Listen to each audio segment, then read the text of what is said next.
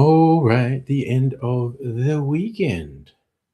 Sunday night, bracing myself to go into the orifice tomorrow.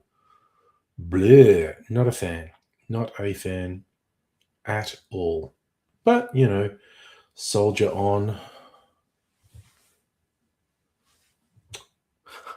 I get so confused when I don't.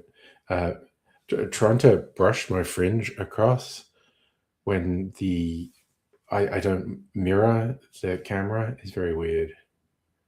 I was actually watching some Superb Owl ads before coming on, all the celebrity ones.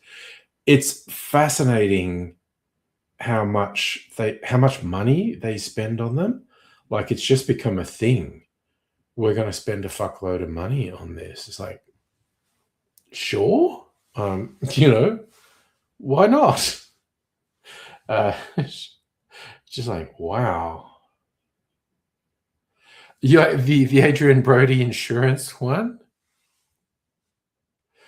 Yeah, yes, there's a lot of very silly ones, but it's how it goes.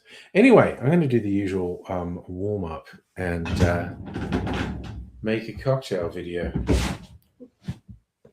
because I got one in mind, and it seems quote unquote interesting, as in it seems really weird, and I don't expect it to be great, but it's like challenge accepted. Early 20th century cocktail. There are always some weird ones.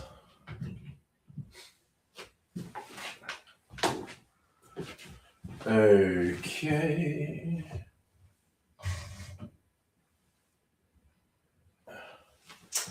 Let's get set up. I'm gonna make the cocktail first. Get the close-ups.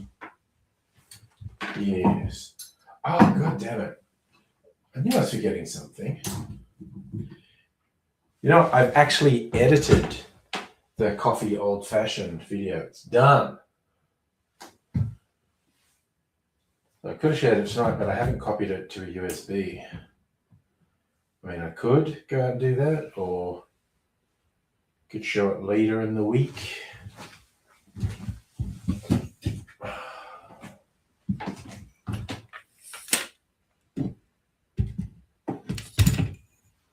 Hello, Shafa.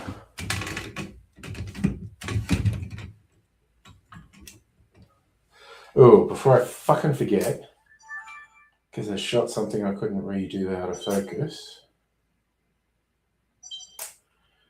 I gotta take this off manual focus.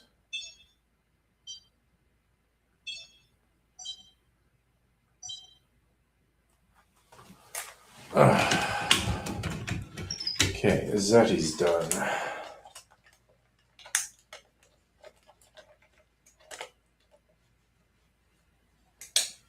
Ookie dookie.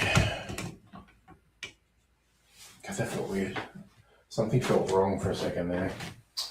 Okay, let's... Oh, wait, I want to double check something on this, because it's a weird one, and I just want to check if they said shake or stir.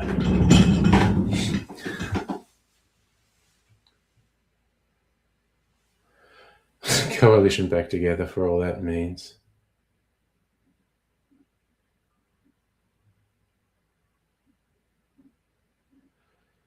So what are you talking about? Still have that shit on?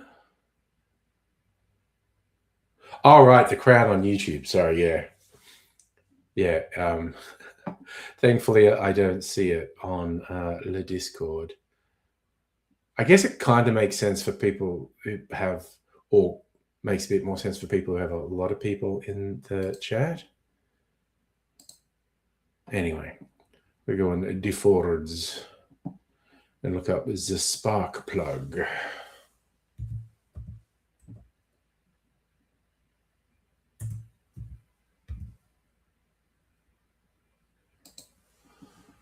Spark plug.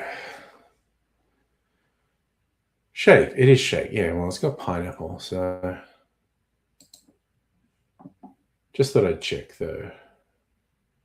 Makes sense for people accepting donations. Read this morning about... Oh.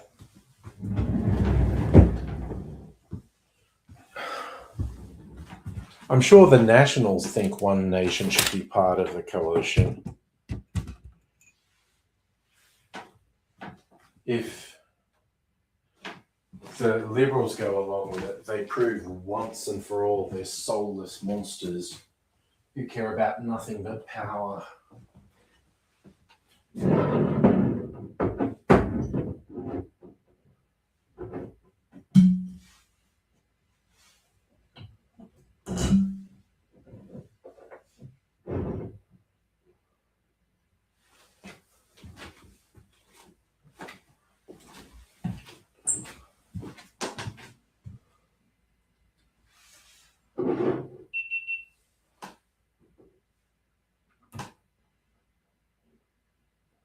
Okay, let's get ready, because here I come now. All right, let's empty this one perfectly. No? Wait for that to come on special again and replace it.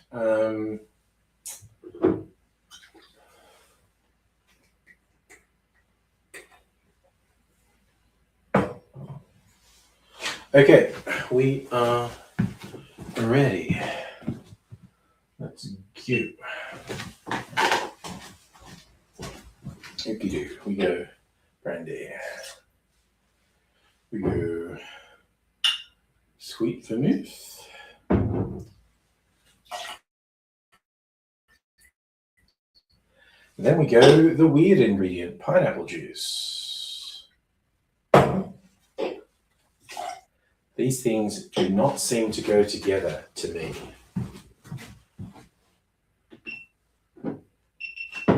We shall see how this goes. We get some ice, baby.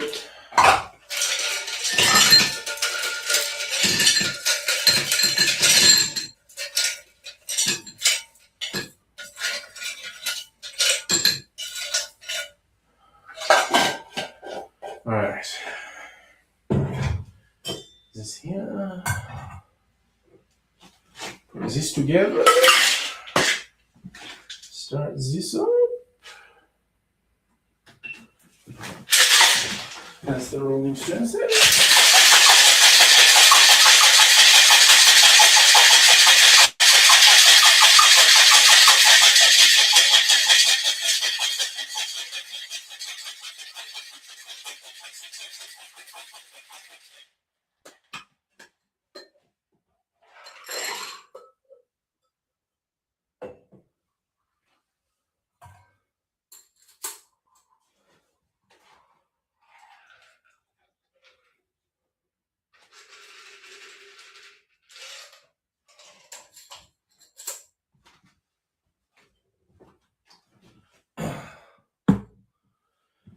Okay, easy peasy.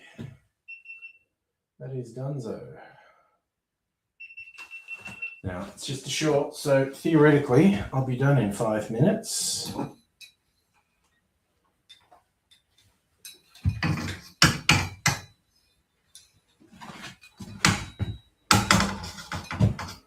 Well, I'm just going out of my way to make my life more difficult here. Alright, let's get this shit sorted. Oh.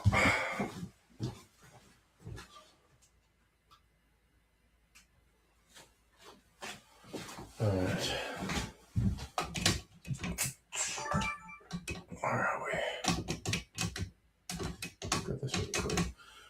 Let's go out a bit.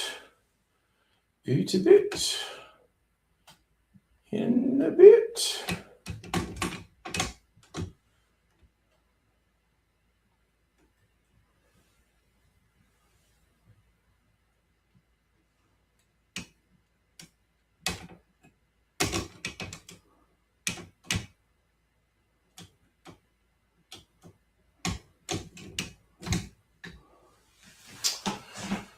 Okay, are we ready to go?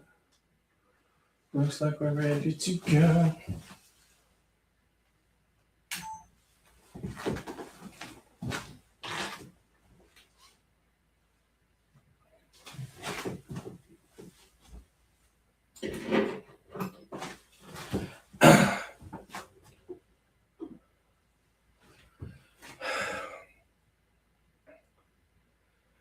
G'day, cocktail. Ugh. Jesus. G'day, cocktail lovers. This is an early 20th century recipe for a cocktail called the Spark Plug. And there were some odd ones when you look at those old cocktail books.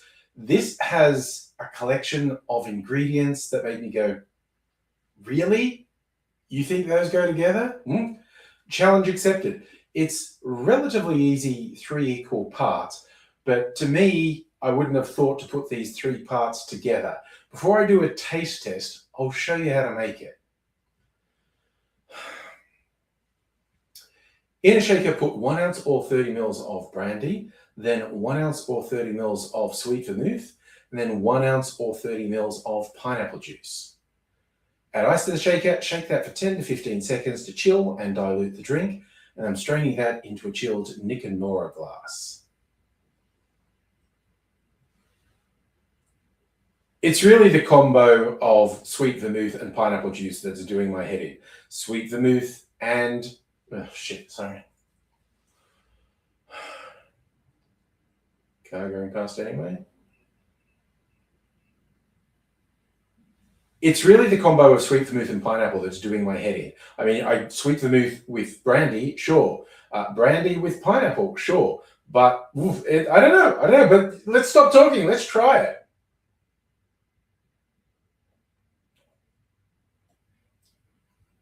This is an oddly satisfying fruity drink. This is considerably better than I thought it would be. I found this on the Difford's Guide website, and he actually said to add some bitters to it. He said daiquiri bitters, which I don't have. These tiki bitters, so it's just like half a dozen drops. Put that down. Give it a little mix. We're all friends here.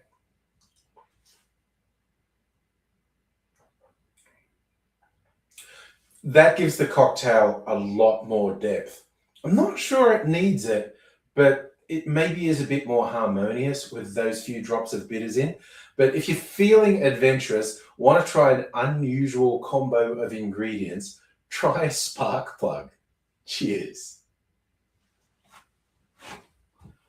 Let's turn some things off.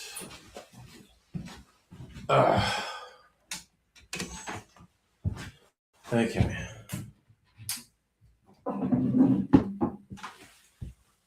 Put this over here. Okie doke. And I gotta put lids on things before I knock something over.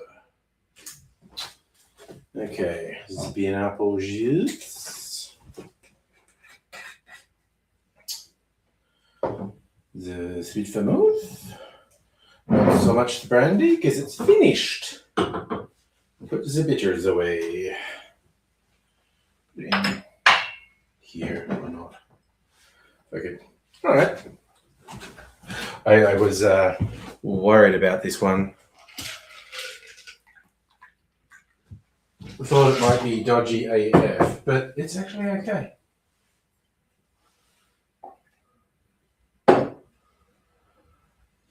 What is that pen doing there? And why didn't I notice it? Oh, Justin laughing at the coalition. Yes, they are a joke. There's no two ways about it. What are we saying at lawnmower spark plugs? Just because I mentioned a spark plug? The whole thing. All right, so with my very red sweet vermouth, it makes it a very purpley drink.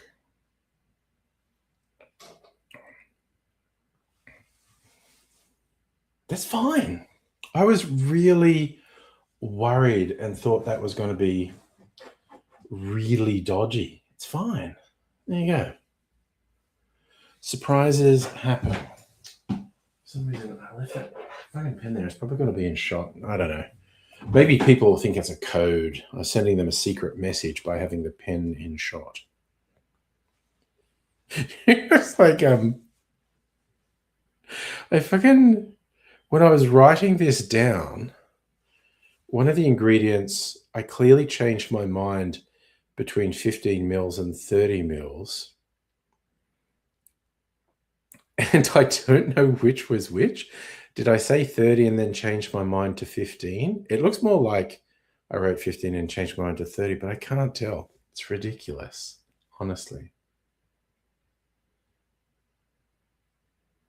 This is the reason the coalition is a coalition of a single party. Yeah, because they can't fucking win an election as single parties. You got to give country people the illusion that there's a party that cares about them specifically. Because the country party, the Nationals, fucking sold out the interests of country people a long time ago.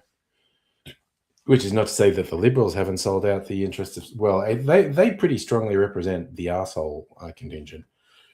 Labor regularly sells out its fucking voting base.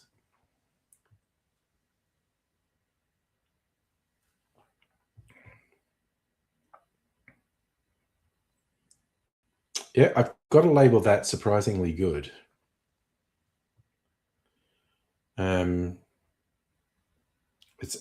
the bitters was a good idea, actually. Safa, did I ever vote? No, I didn't. Cunting Nationals fucking ever.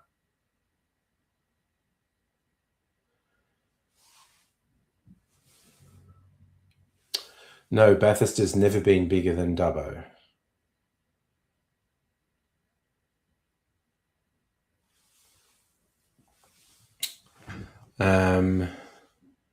I think Orange used to be. I don't know if it still is. Town called Orange.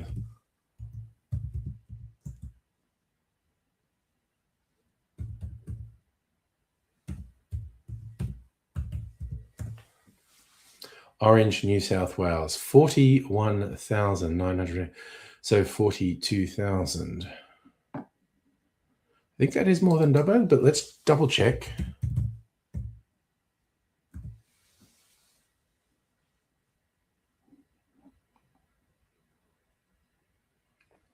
$55,000? Shit.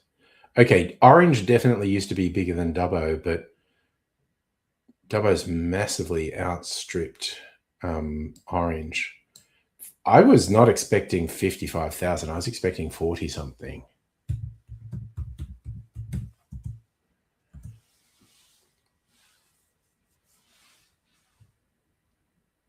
Wait, now they're saying Bathurst is bigger than Orange? Orange used to be bigger than Bathurst.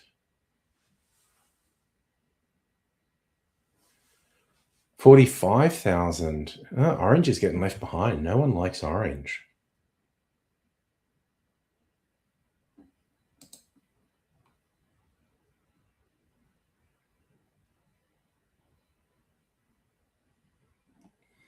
There you go. Trivia. Well, Safa, when I were a youngie, there was only about 12,000 people in Dubbo. And it was like 25,000 when I left. You remember your dad voted John Howard, came to the bus stop, got a big lecture why the right wing is fucked by a year 12 girl in year 8. I'd listen to a year 12 girl when I was in year 8 if they wanted to talk to me. That would change me for life. Justin, if you go back to Federation, what eventually became the Liberal Party was a combination of free traders and protectionists. Yes, but there are consistent contradictions within political parties. It's just like Robert Menzies coalesced them into anti-communists, basically. He meant liberal, small L liberal, when he said the Liberal Party. He believed people should be able to lead their lives. The government shouldn't interfere. There should be minimal activity from the government on that front. So, yeah, the social conservatism of the hard right of the Liberal Party today is something Menzies never gave a shit about.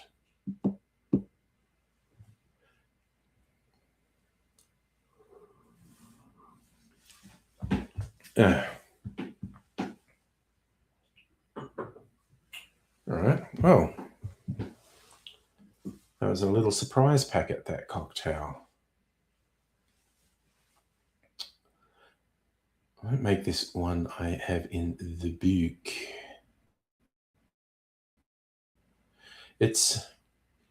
When did even Malcolm Fraser wasn't a social conservative? He was hard, dry economic conservative, but he was like very pro-migration. He actively advocated, like, well, we fucked up Vietnam, so we should take refugees in because it's our fucking fault. So for the Tampa boat, yes, the lies told by the Howard government, the point where the Liberal Party mainstreamed racism into Australian politics, and the cowardice of the Labor Party has ensured it never stopped being central in Australian politics. Justin Menzies was a conservative. This is where Menzies himself didn't use the term conservative.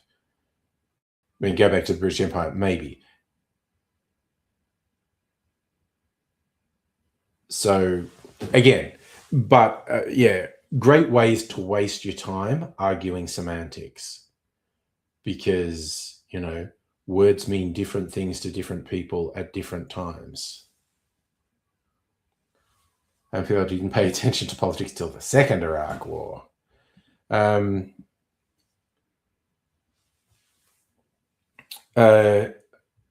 guess I cared more about politics when Hawke came in the 80s. Because, I'm at uni and it's like a fun time to be into politics.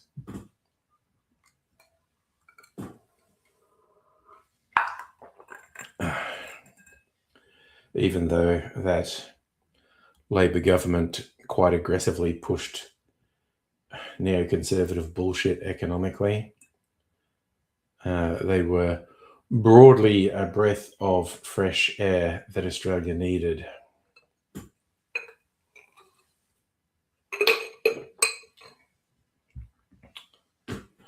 I reckon Hawke was like a centrist demagogue in the mold of Trump. The exceptions being he's orders of magnitude more intelligent than Trump, and he's not an absolute fucking monster. But he was way more flash than substance. So did uni make me a left winger? Probably. It's that way for a lot of people. Oh, Justin, the modern day Liberal Party, particularly the hard right, but a huge chunk of the Liberal Party fucking hate Malcolm Fraser for his pro-immigration stance, particularly for refugees and asylum seekers. They fucking hate him. Which is weird because, it was back in the days bloody Fraser pushing his conservative ideas. She's a fascist. Modern liberals think he's a communist. But, yeah.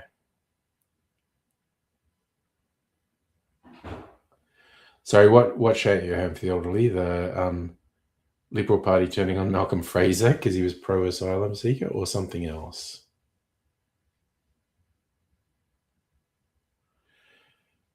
Yeah, but Malcolm Turnbull's got a good way of making people hate him by acting really superior and supercilious.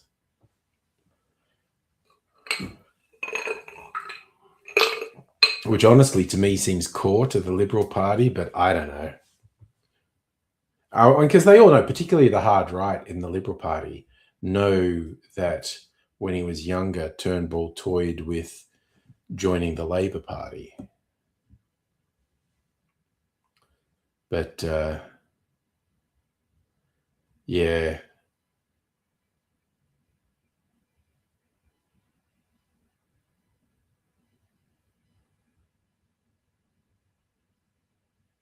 Are you getting comments blocked, home to the old, or is that why you're putting one word at a time?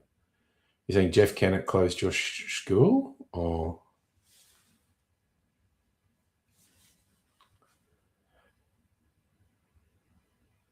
it's that's a little confusing, the single words, but I like I said, I have a guess as to why you're doing it. Tried 4 times, try that. That's really weird.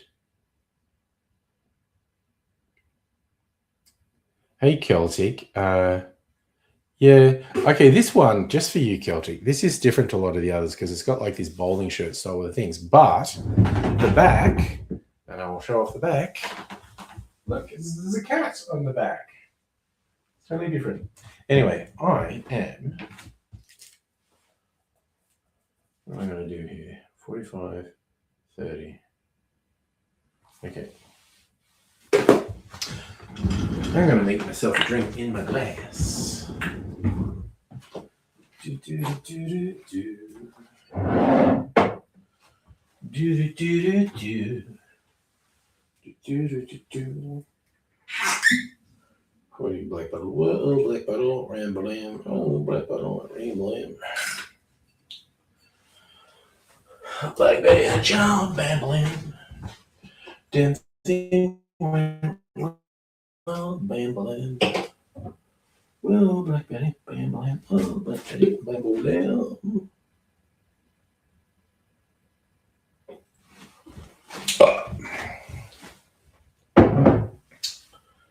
Orange liqueur. Where's my absinthe? 3 dashes of absinthe. Duty.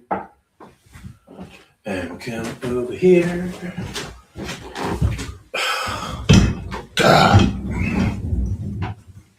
And I'm gonna use up this little bit of sugar syrup. My internet's been shit again today. Hey, Greg, how you doing? So, yeah, there is a non-zero chance the stream's going to crap out completely. Because there's been little moments of the internet stuttering today. I really don't know if it's going to happen again during the stream. Rolling the dice, basically. Hope we don't come up snake eyes.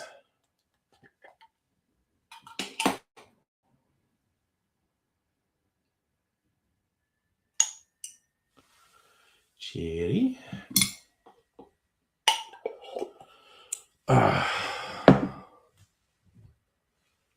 Harry Potter and Justin Bieber. Yeah. Oh, I get new glasses this week, actually. They're waiting for me in the store. Get them tomorrow, probably.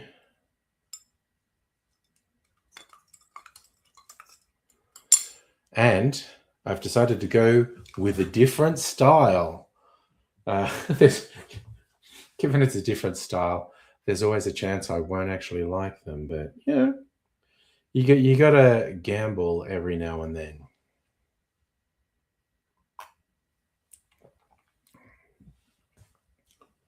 Hell yeah, that's a good drink. Fucking yeah. I'm a genius. I think what to call it. A Norland's sidecar. Let me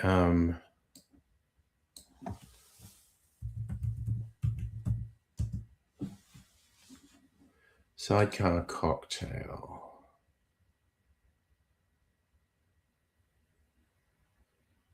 So that's, yeah.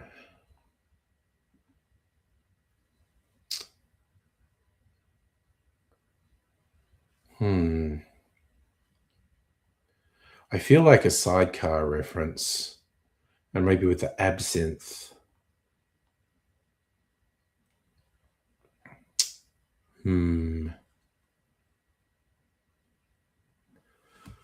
Ooh, ow, motherfucking pus bucket.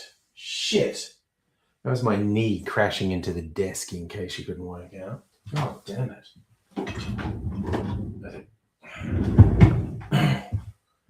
A Creole, that's the word I was looking for. I'm going to put some Peychaud's bitters in and see if that's overkill or if that makes it better. Call it a Creole sidecar.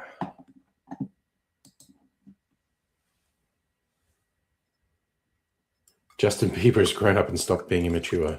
I'd hope so. He went through weird phases. Like when he was a kid, his behavior was pretty good and seemed to have, appropriate people stopping him from excesses. Then late teens, early 20s, he turned into a fuckwit. And there was like an actual defined moment where he actually basically made a public statement. Like I'm working with some people to stop being an asshole. Hey, honey, how you doing? Celtic, you posted religious books. Well, I guess I'll have to check there is something in the post box. I have to check the post box when I go into the city as well. New glasses and check the post box.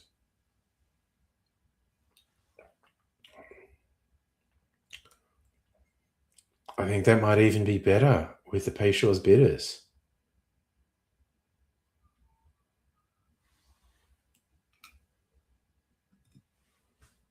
Yum. Sophie yelled hello to Heine. Nice. Okay, you know where I'm going to go? I'm going to go back to Diff Forwards.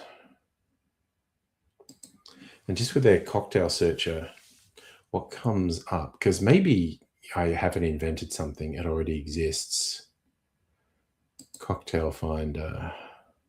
You know what? Because I'm going to kill all my streaming services. I might pay for Difford's Premium to get rid of the annoying ads. Bourbon, brandy. Okay, what are the top brandy recipes? Julep, Calvados. Vieux Carré is brandy and whiskey and sweet food. So I'm miles away from that. Sazerac, I'm miles away from that.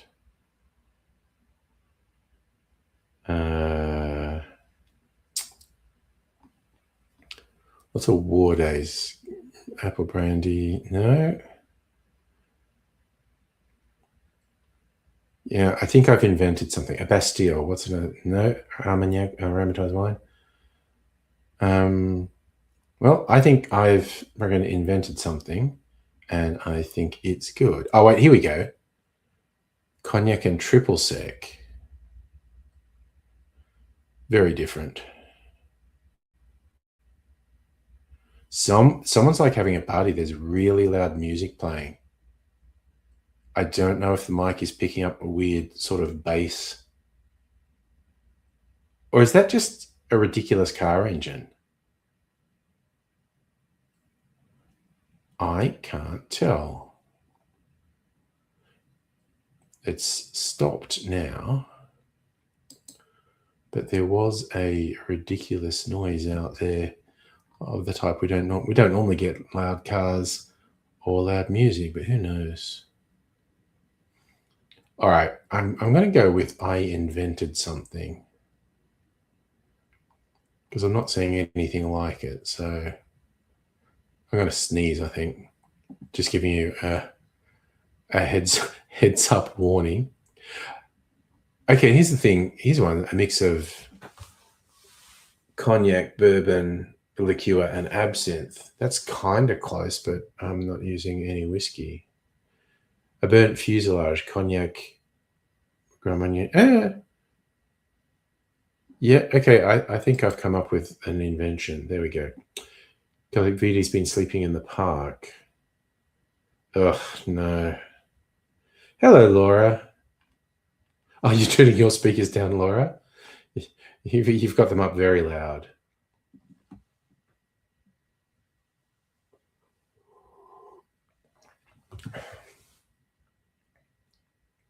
Yeah, okay. I think this is actually improved by 2 dashes of Peychaud's bitters.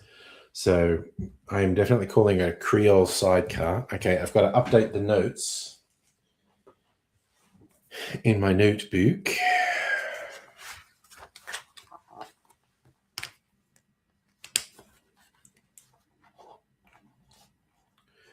Creole sidecar.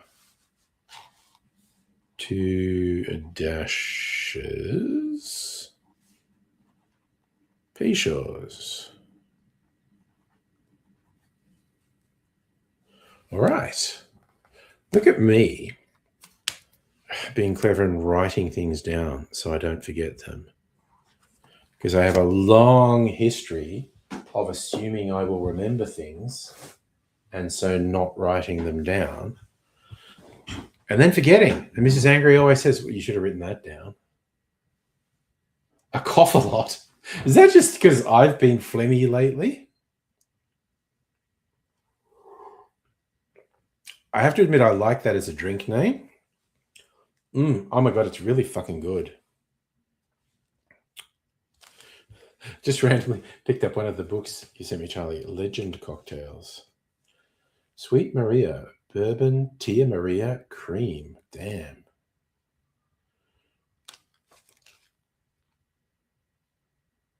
A Pink Slipper, Cointreau, Rum, Champagne. Midori Alexander, Midori Creme de Cacao and Cream. God, if you like sweet drinks, that's actually probably really good. Laurie doing well. Nice to hear. Watching movies. Yes, no, sorry, I got that, Laura. Did you not hear me say you must have your music up really loud?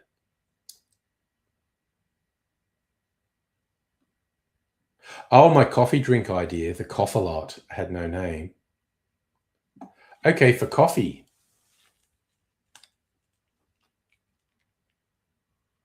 It's a fun name. I really like it. You know what I think should be a Cough-A-Lot? A cocktail that has coffee liqueur and some really high proof spirits in it.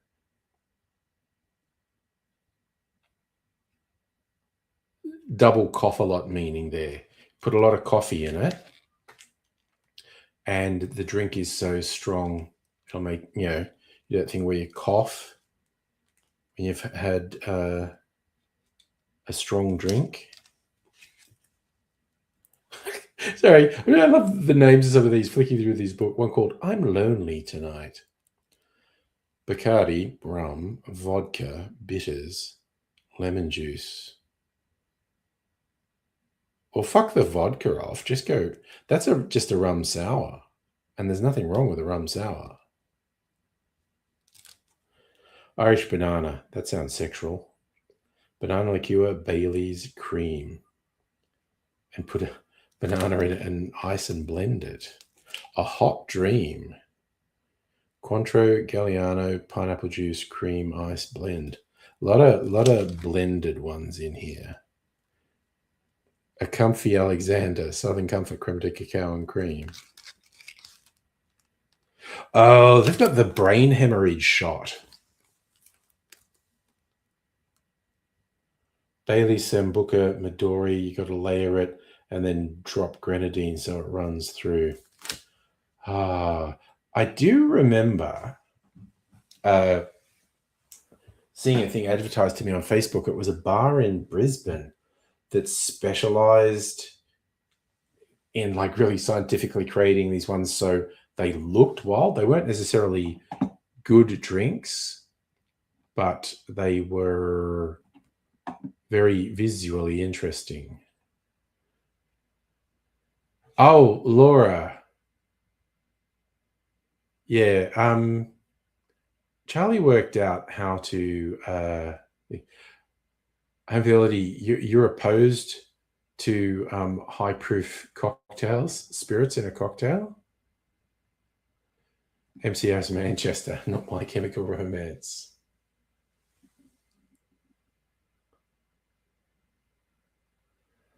Got the Manchester sound from, when was that, the 90s or 80s? I'm trying to remember. There was also the rave scene in Manchester.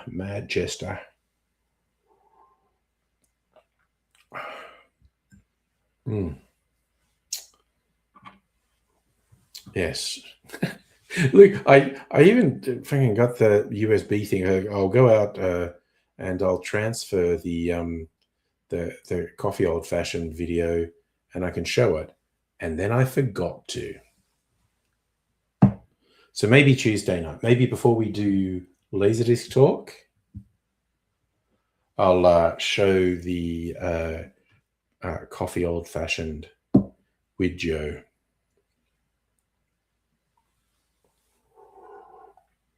It was kind of funny editing in the bits where I was swearing really loudly. I've got headphones on and the player, and the one time I screamed fuck really loudly.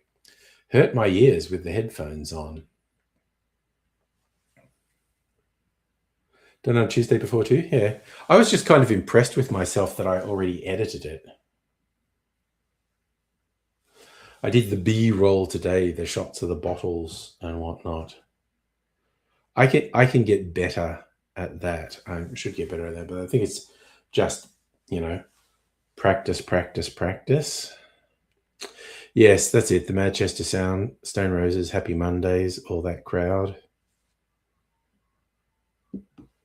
There's a happy magpie out there. It's been raining, not heavily, but there's been a few bits of rain this evening. It was actually raining when I started the stream. Don't know if that's fucking up my internet, but we'll see. Celtic, you want to buy a kayak? Film yourself using it on a Shoalhaven River. Why not? Be all outdoorsy.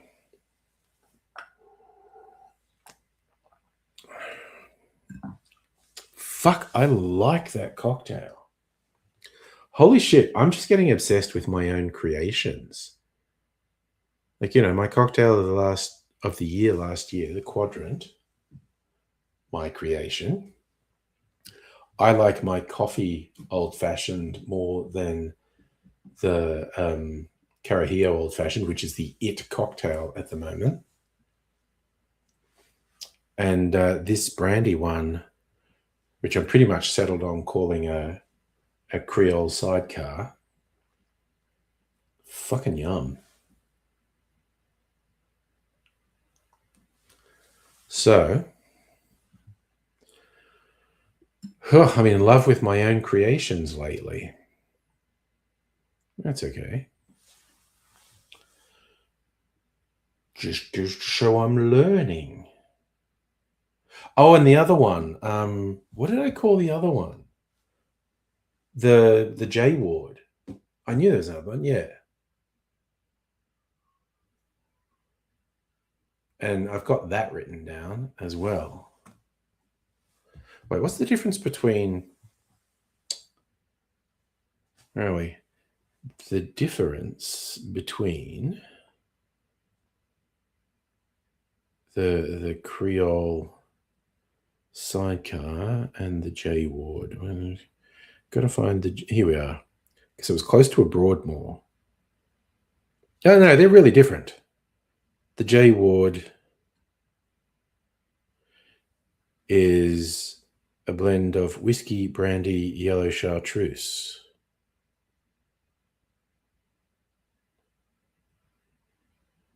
They're in the same ballpark, I guess. No, actually, no, they're really different. They're really different.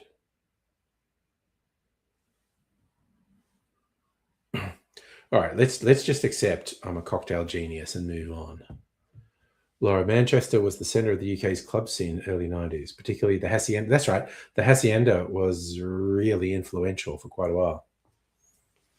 Did do a stopover in Manchester on my road trip. One time I went to England and I caught up with one of my old school YouTube buds, Steve, and we did a road trip. Picked me up in Bath during starting, and the whole thing was to get to Edinburgh and then back down to London. So, but we're taking the sites, taking it relatively easy. So I think on the way to Edinburgh, we stopped for the night in Nottingham, and then we drove on to Edinburgh, stayed in Edinburgh for 2 nights, and then headed back to London, stayed in Manchester for the night, and then I was back in London for 2 nights, and then went back and caught up with Mrs. Angry again. Was not in Bath. Her mum was living in a little village called Colin, which is very close to Bath. I think it's less than half an hour's drive from Bath. In the Cotswolds. But yeah, that was really funny doing a road trip with Steve. We'd never actually met. And so we spent like 1, 2, 3, 4, 5. I think he only stayed with me the first night in London. Was it the same? But we did a big road trip and shared a hotel room for 5 or 6 nights and didn't murder each other. So that's pretty good. Yes, I was 5 miles away from you. Didn't get to meet you. Maybe you weren't following me then, because I publicized where I was, and I did meet some people in Bath. It was very funny. I could find. Something. I had a really good day shooting video in Bath, but there's a really funny thing. There was this, because we're near the Bath Cathedral where all the tour group goes. You were following me, okay? Where all the tour groups go, and there were school groups there, and yeah, there's a bunch of school kids recognize me. They're going, "That's Angry. They're in the background. Okay, now I want to find the video. Let's see if I can find it.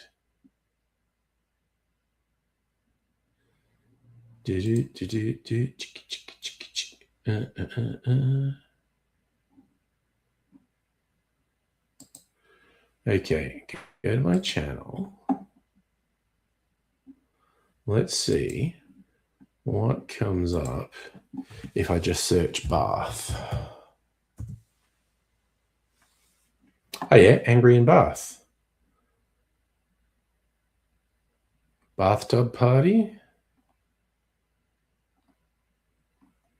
Okay, how long is the bath video? Oh, it's only 2.5 minutes. Let's have a look at this.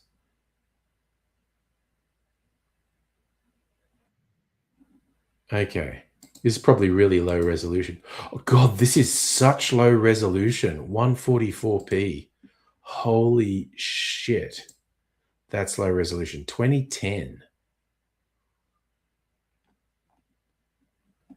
Damn, the resolution is so low.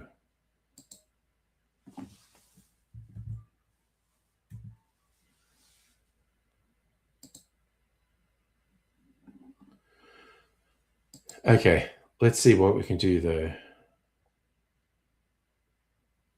I know. I think, I hope for the elderly, I think it was because I uploaded it when I was in England. It's bizarrely low resolution. The video would have been better resolution than that. I have no idea why this is such low resolution. But anyway, for fun. I could probably go and find the source video and remaster it. Hang on here.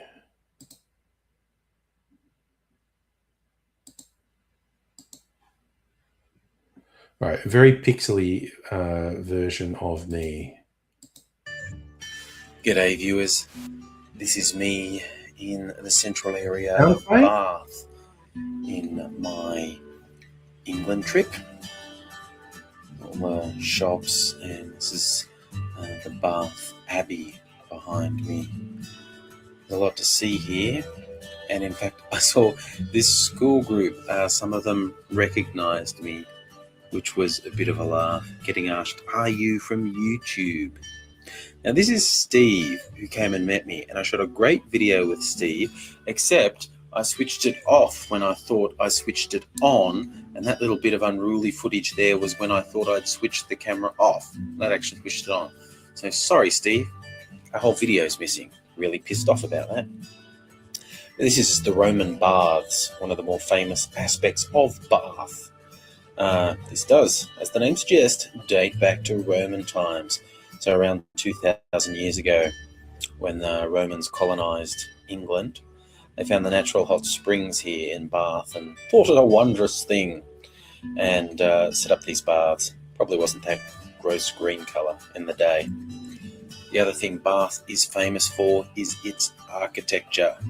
This is the Royal Circle, this series of residences go all the way around in a circle, hence the name Circle. It's also a Royal Crescent, which is only half a circle, as a crescent suggests. But yeah, if you're a fan of the historical aspects of travel, Bath is a pretty good one.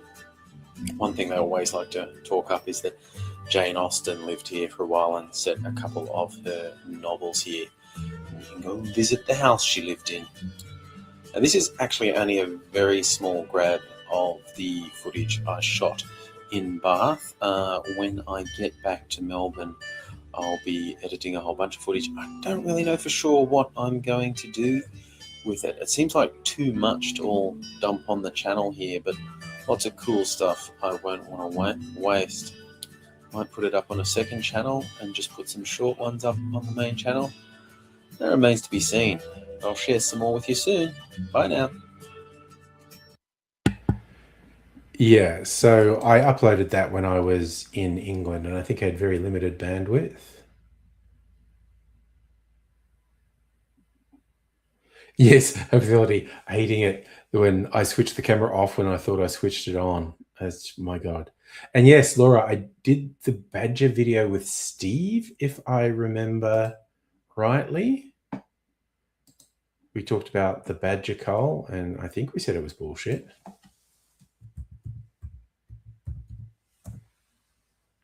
Wait, what else did I post here?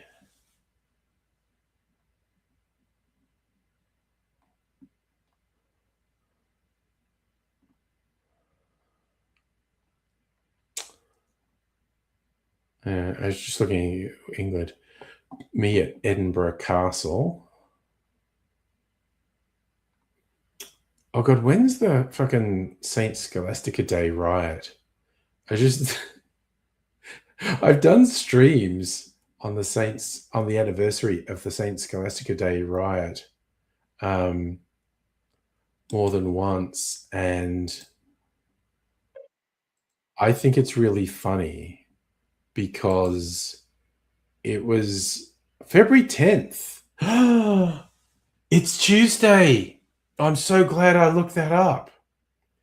Tuesday is the Saint Scholastica Day riot. Took place 10th February 1355 on Saint Scholastica's Day. Disturbance began when two students from the University of Oxford complained about the quality of wine served to them in the Swindlestock Tavern, which stood on Carfax in the centre of the town. Students quarrelled with the taverner. The argument quickly escalated to blows. The inn's customers joined in on both sides. The resulting melee turned into a riot. The violence started by the bar brawl continued for 3 days, with armed gangs coming in from the countryside to assist the townspeople. The university halls and students' accommodation were raided. Inhabitants were murdered. There were some reports of clerics being scalped. About 30 townsfolk were killed and 63 members of the university. So it was a fight between uni students and townies that got bloody. Hello, Nighthawk. Hello, I'm going well. Thank you for asking. So you're throwing in all the MCR things home for the elderly. I like it. But yes, having been a uni student and seeing the antipathy between students and townies, the fact that in 1355 the rift between students and townies was so severe it resulted in a 3-day riot with over 100 deaths. And I also love that it was going on and word got passed around. There's a huge fucking punch on going on. People were coming in from the countryside to kick the shit out of the uni students because, like, fuck those university people. Toffs. I just find that really funny. And just randomly that I saw that and looked it up, I'm so excited that it's Tuesday. So I'm doing another Saint Scholastica Day, Riot Day memorial stream. Oh dear. Cream tea in Banwell Castle. Oh, I think that's one of the dead people videos. As I mention occasionally, I am occasionally, what's the right word? Troubled by the number of dead people that are in my videos. I think it's more than a dozen. Safra, I assume no one person rioted for 3 days. I'm assuming they were going in shifts. Different people were rioting at different times over the 3 days. But who knows?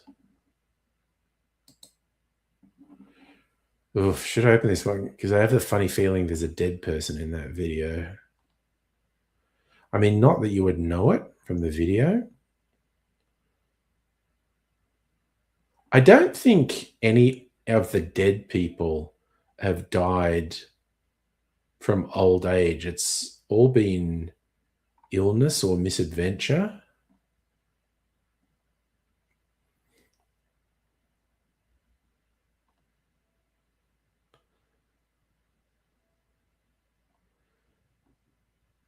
Which is, you know, also a hell of a thing.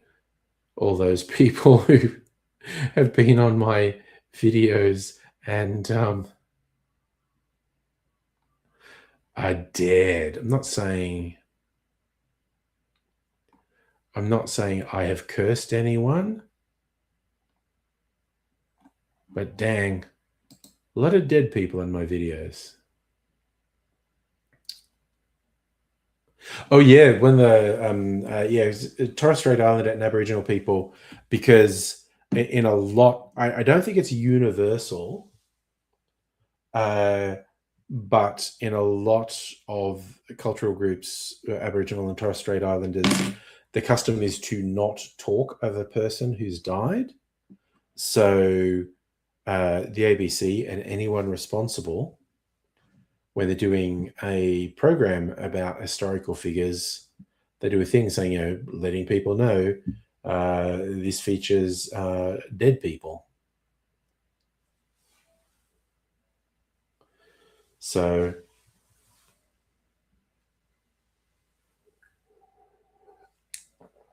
what am I doing? I have my mineral water. I'm on my last. Well, there's still, I think, 8 cans of my lemon lime, but I like to have a backup, and it's on special this week, so I'm going to try and remember to get another case of my lemon lime mineral water.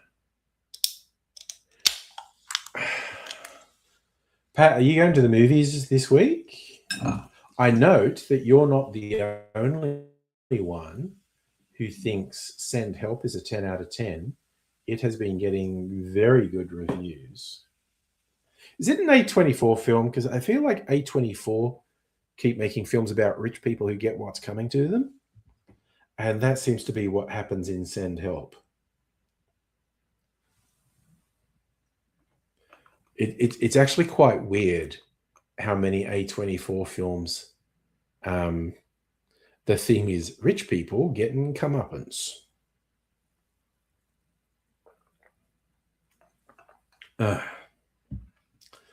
But I'm here for it, really. Pat, going to the movies tomorrow. Okay, if you're around on Tuesday, got to tell us what movie you went to see. Nighthawk. No, I said hello, Nighthawk. I absolutely said hello. Maybe my internet was stuttering.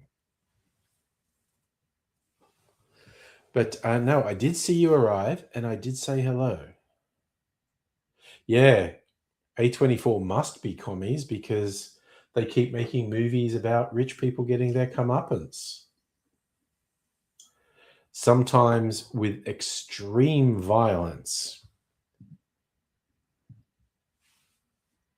Sometimes with middling amounts of violence, but they always get their comeuppance. A lot of them get killed. Let's just be honest.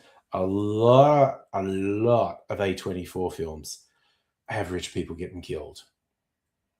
So I did watch His Girl Friday today on Charlie's recommendation, a 1940 film, Cary Grant. Oh wow, it's a full on. It's a comedy, and I think chaotic is the best way to describe it, and the rapid fire, like machine gun delivery of dialogue from the characters. It's a hell of a thing. It's not naturalistic. Like by modern standards, it's not naturalistic.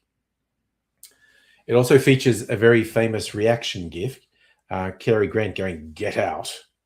And I was sitting there going, there was a particular scene and he's standing there and I go, "Oh, he's going to do the meme. He's going to do the meme." And there it was, "Get out." Laura, where are you going? Barnard Castle makes Brits laugh now. Boris Johnson drove to Durham, went to Barnard Castle, had COVID, claimed it was just a testing to see if he could drive. Oh yeah, he's a piece of shit. I remember that. Pat, I'm doing good. How are you doing? I loved His Girl Friday. It's incredible. Like there are some scenes where there are really long shots, and particularly the two leads, the male-female lead, they are just delivering this dialogue across each other, and it's just so rapid fire. It's incredible. And then sometimes you'll get scenes with like half a dozen or more people, and it'll be the same things. It'll just be really chaotic, and somehow everyone's doing it. It's just like, it's amazing. And I particularly laughed. Like the whole movie had been chaotic, and the last 15 minutes was more chaotic than all the rest of the movie. Now, I know you've been nagging me to watch that since I mentioned The Big Sleep, and watched it with Mrs. Angry today. And yeah, we were both marveling at the delivery of all the lines and the machinations. Like Cary Grant's character, he's such a dick. He's like relying on being charming and whatnot. He's such a dick. Sorry. That yawn just snuck up on me, but he's so good. Yeah, Laura, sorry, no, I do know you were talking about it. It was one of Boris's advisors. I actually remember that whole thing, but it's just like, but then Boris had a party in 10 Downing Street when lockdowns were on. Just typifying the one rule for us, one rule for everyone else mentality of the Tories. Oh, and it's so funny. Like it opens, the movie opens. It's in a newspaper office. Cary Grant is the editor of the newspaper.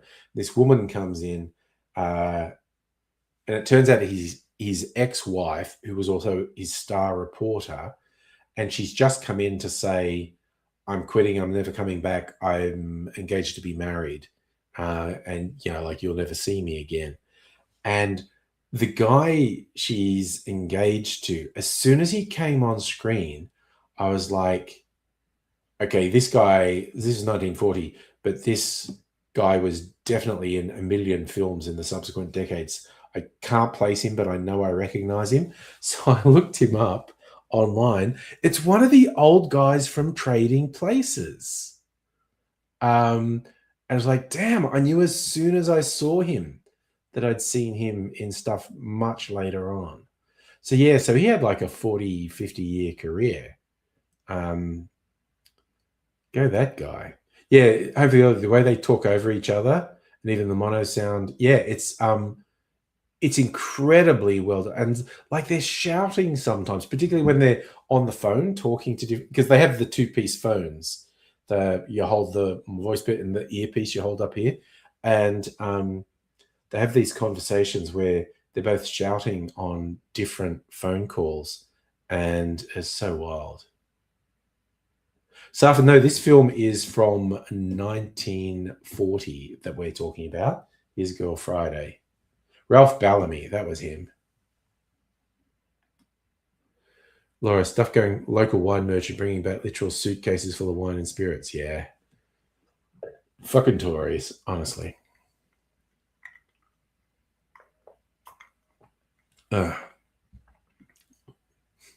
It's very funny because you couldn't really make a film in that style today because it is very non-naturalistic, and modern audiences would be like, "Oh, what's that?"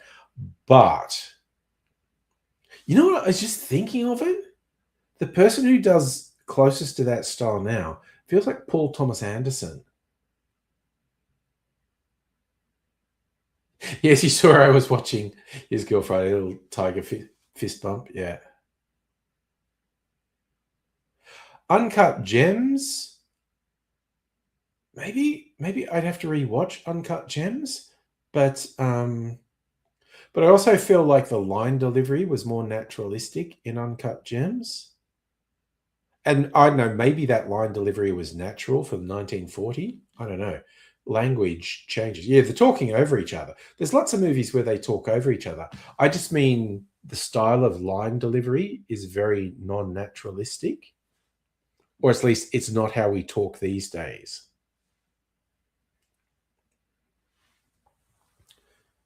It's like newsreels in the early 20th century. They used to talk like this. Breaking from San Francisco. This is coming up right now. Great news happening. And like news and documentaries now will be someone talking in a voice. This happened in San Francisco. So it may be a combination of people talked differently in 1940 because they did, and also just performance styles were different in 1940. You got major shifts in performance styles in the 60s and particularly into the 70s.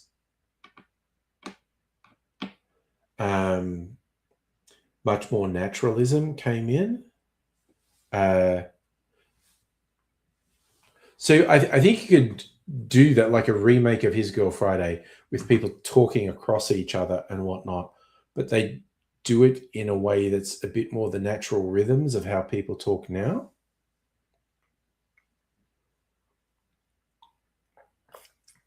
It's very stagey. People will still do that type of performance in stage plays. Laura, Dean Stockwell was in movies for 7 years. So was he a child actor? Oh, I love the typo, 2915. Is that when he was a Cylon? You meant 2015, yes.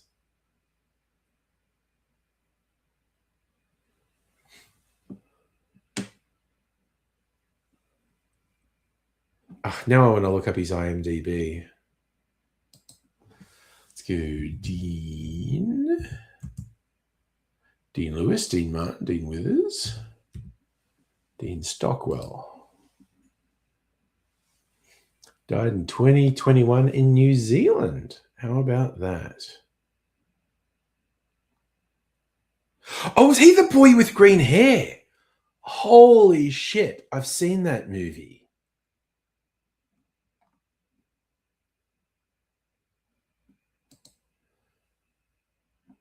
My goodness. He was in Anchors Away in 1945, Song of the Thin Man, 47, Green Years, 46, Gentleman's Agreement, 47, Boy with Green Hair, 48. I actually seen The Boy with Green Hair, which is hilarious because it's a black and white film. Home Fidelity, you think if His Girl Friday came out now, people would complain about overwhelming it? Yeah, But okay, and given you brought up Uncut Gems, I think that was the complaint a lot of people had about Uncut Gems. It was too overwhelming.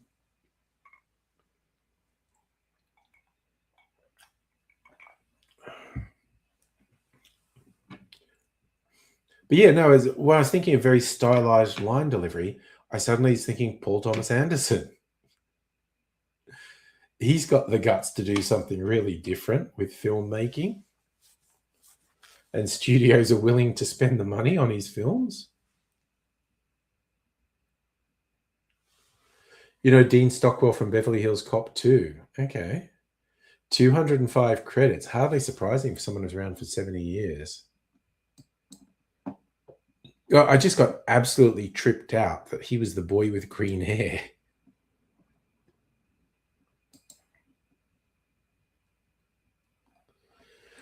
So look at his, okay, I just want to look at his adult roles. So let's say like from the 80s onwards.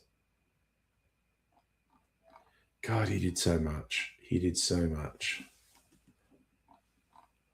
This is just wild, the amount of entries he has. Yeah, he was in Beverly Hills Cop 2 in 87. He did a lot of TV. That's right, he was in Blue Velvet. That might have been the first movie I saw Dean Stockwell in, Blue Velvet. Oh, he was Dr. Yue in freaking David Lynch's Dune. I still haven't seen Paris, Texas. He was in Paris, Texas. I need to see that. Did a lot of TV. So, okay, I think his modern era starts with Dune in 84, To Live and Die in LA, which I still have to see in 85. Oh, God, he was in he's an uncredited role in Once Bitten. Okay, Jesus. Blue Velvet in 86. Beverly Hills Cop 2 in 87. The Time Guardian. Was he in that shitty Australian film, The Time Guardian? He was. Really shitty Australian sci-fi movie, The Time Guardian, which was a vehicle for Tom Burlinson, who was the man from Snowy River. Damn, did a lot of TV. That's right. He was a mobster in Married to the Mob in 88. He was in Tucker, but he was Howard Hughes in Tucker. Damn. What's another standout one? Bunch of shit that I don't know. Yeah, of course, Quantum Leap. That 100 episodes of Quantum Leap kept him in the public eye. And it's like he's not in anything big for a while. It's like there's a big gap. He's doing guest appearances on a lot of TV shows, but no like big movies. Oh, it's like a huge blank. Then he's in Air Force One, The Rainmaker.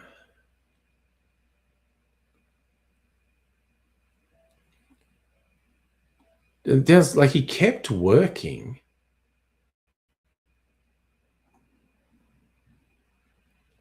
But I'm not seeing any big standouts.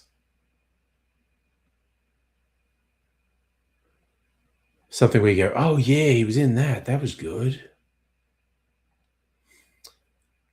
He was good in Battlestar Galactica back in the noughties.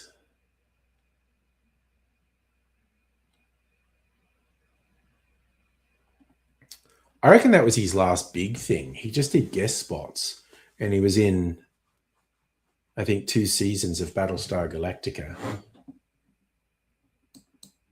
Geez, he did a lot, though. You get Time Guardian, I don't know Time Runner. Yeah, the one with Carrie Fisher. Like, I literally saw Time Guardian in the cinema.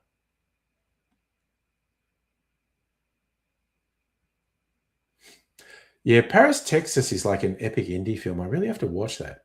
Live and Die in LA. Everyone always talks about it, and I've never watched it. So, Yeah, he got a new TV fandom thanks to Battlestar. Just like you look over the years, he's on like 50 different TV shows for one episode. He does a lot of guest spots on stuff. But yeah, I think the last big thing he did was Battlestar Galactica. And he was really good in that.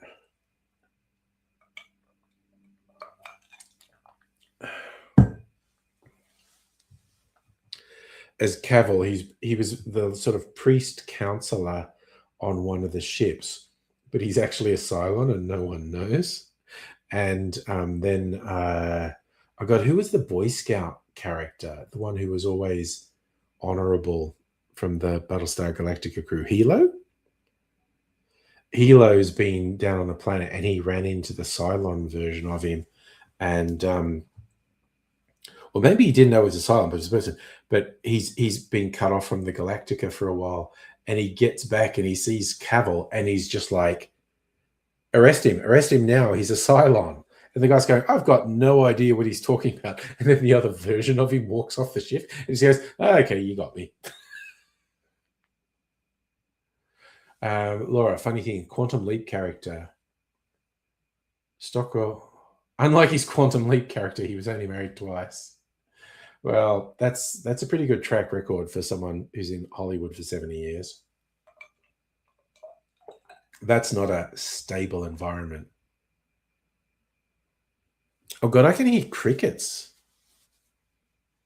I don't think it'd be cicadas this time of year. I don't know if the rain's brought them out. I just realized there's a really loud background noise. I get confused because it kind of sounds like my tinnitus, but it's like,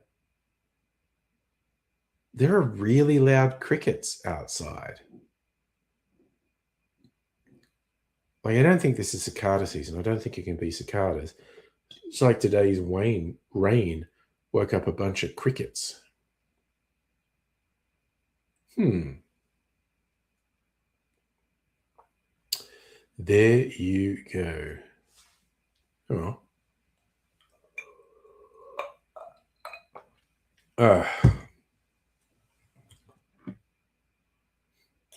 So Stockwell's married to Millie Perkins only for 2 years, 60 to 62. And he remarried in 1981, lasted to 2004. No, Safa, there was no heavy rain here. I think in other areas there was, like, the forecast was maybe thunderstorms. And that missed us, but it did look at the rain radar, and there were like 2 big storm cells. One went to the south of us down towards Tassie, and one passed like to the northern part of the state. But both the big storm cells missed us, but there was some rain.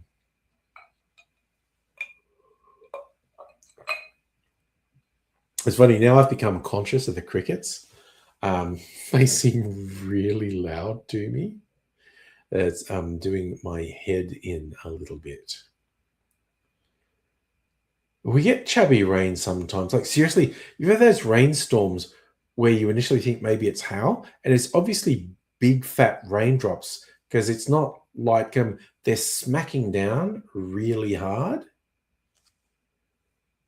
Well, you heard crickets around me on the stream last night, or you heard them around you last night? Because I wasn't conscious of them last night, so I don't know. Oh, here's a fun fact, something I only just worked out today while editing. When I edit sometimes, there's static noises. Beatles, crickets, gonna make you sickest. We just passed the Buddy Holiday. Okay, that's really weird. I didn't notice crickets last night. Must have been thinking about other things. When I edit sometimes, I like static on the audio, and I thought, is my Zoom dying? Do I have to replace it? I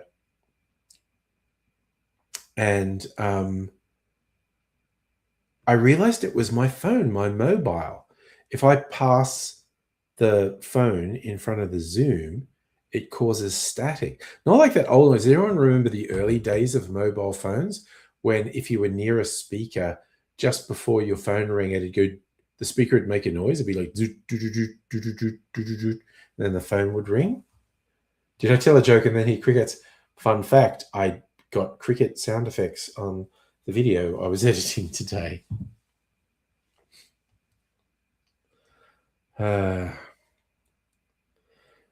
So yeah, that answered the question. I now know, don't hold the phone near the Zoom recorder when I'm using it.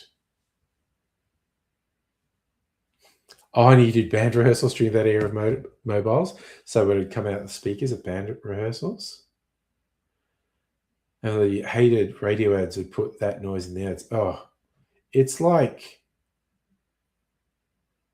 people who put police sirens in songs. Fuck them. You're driving along, you hear a siren, and you go, what? And it's in the fucking song. Also, I had Triple J on in the car the other day, and it was, I don't know who the song was, someone I'm not familiar with, but there was this weird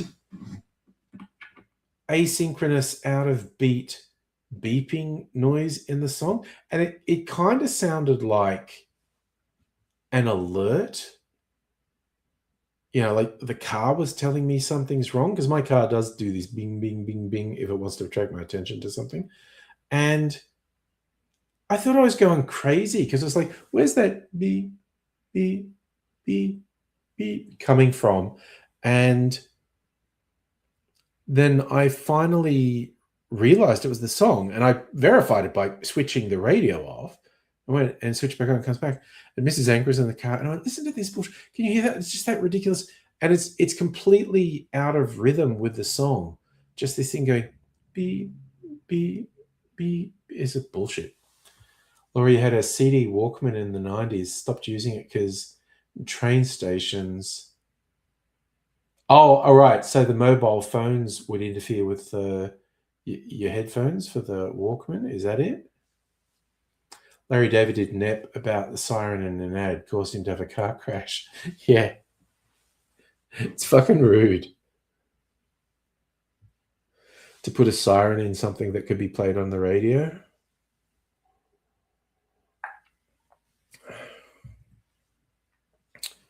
But yeah, if I knew who'd done this particular song I heard on Triple J with the stupid beeping, I'd punch him in the fucking face. Seriously.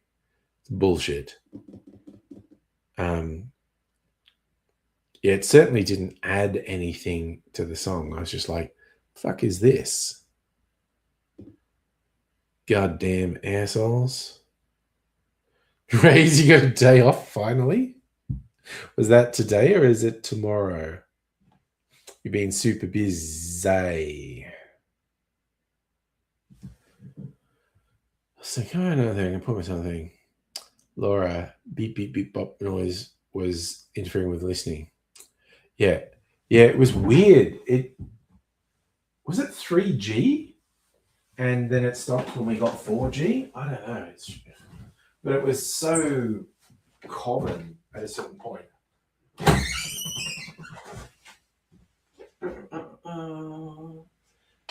Gonna pour myself a drink. Actually, bit of variety. Which one's this? Citrus got real. Blood orange. Wait, where's my other citrus got real? All right. Weird things I got years ago and still haven't finished. Thought I did. Right. Which one's this? Mandarin. You know what? I'm just going to have a little taste of this. Just going to have a little drink. This is a rum fruit liqueur.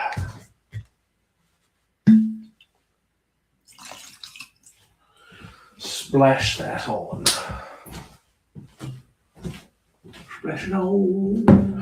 Put that back.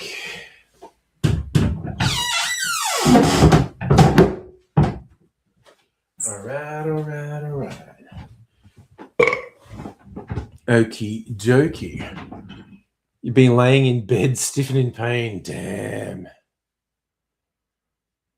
Not sure 2G was invented in 97? I don't know what it was. Well, so it was, but it hung around for a while.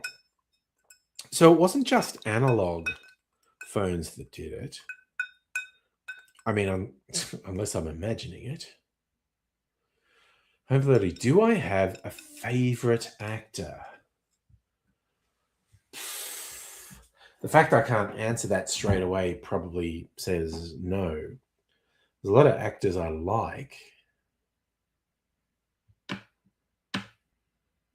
Should I come up with like a top 5? Like, and again, favorite, like who's someone I think is a really good actor or someone who I just like seeing in films or shows.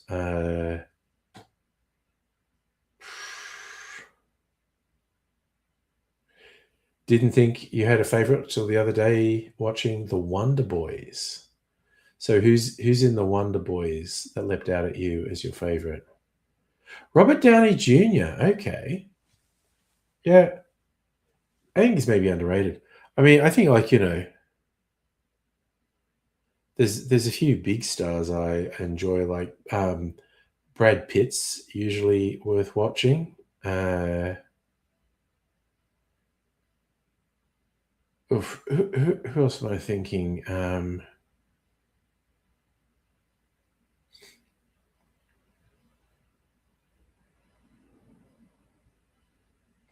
Rays, you like Eric Bana?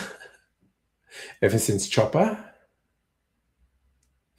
Eric Bana is a good actor. Brad Pitt and Tom Cruise, they do make good movies, definitely. Trying to put serious thought into this. Like when I see them being in a film, go, ooh, they're in a film. Okay. Helen Mirren is awesome. She is very good.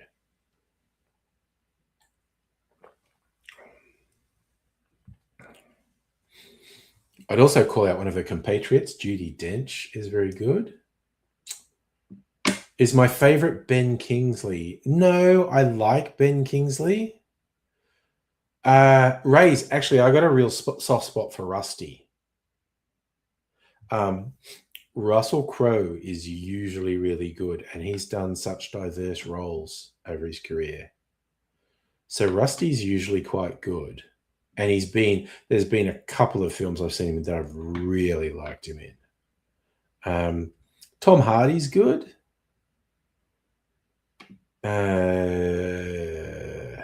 Even some of these younger actors like Timothée Chalamet and Jacob Elordi. Emma Stone's good. She's usually good in whatever she's in.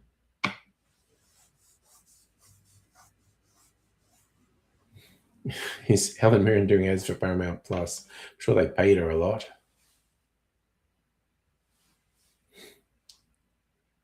Yeah, honestly, Rusty is one where it's like, oh, he's in it. I'll watch it.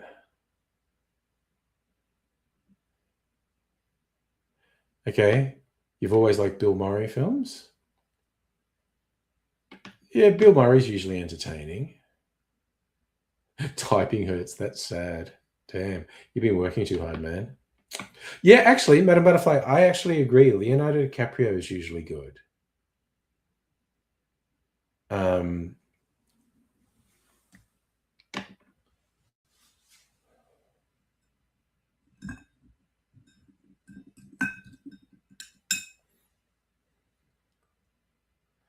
Adding another Matt Damon. It's so funny. He can't have been able to get away from that ever since. And again, because it's just like, it makes no sense because he's not like that. So it was just like they were just being extremely silly. My finger's still fucked. I'm there like 2 months past. Like that's as far as I can bend it. Like if I try and do a fist, and that's the exercise, I got fucking. I'm really straining it now. Really fucking straining it, but it's getting better. I've been to the hand therapist a couple times, and it's been improving. So I got to keep going. That doesn't actually hurt, but I'm straining to the maximum there. It's like, damn it. Oh, Bill Murray film to talk about on Tuesday. Nice. But again, Bill Murray's done so much. Could be worse, could be your finger. God, fuck off. Fucking possums in the fucking wall.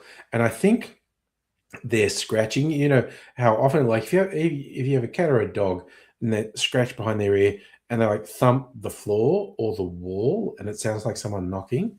There's fucking possums in the wall, and I'm sure that's what they're doing, but it sounds like someone knocking and it's incredibly unsettling.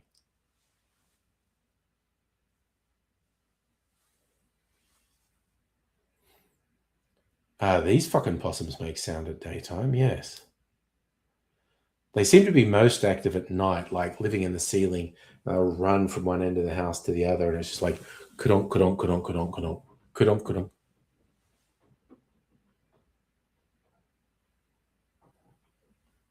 Like, is the mic picking that up? The fucker's doing a whole thing right now.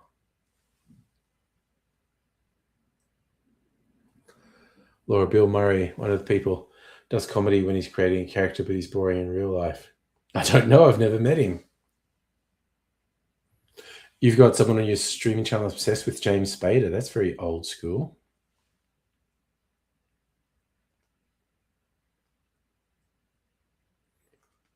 But then there's actually, the problem is, like, in the wood around there, if there are holes, and we told them years ago they're holes, like they didn't inspection holes and should get fixed, and they didn't. And so the possums got in the roof and the holes are getting bigger.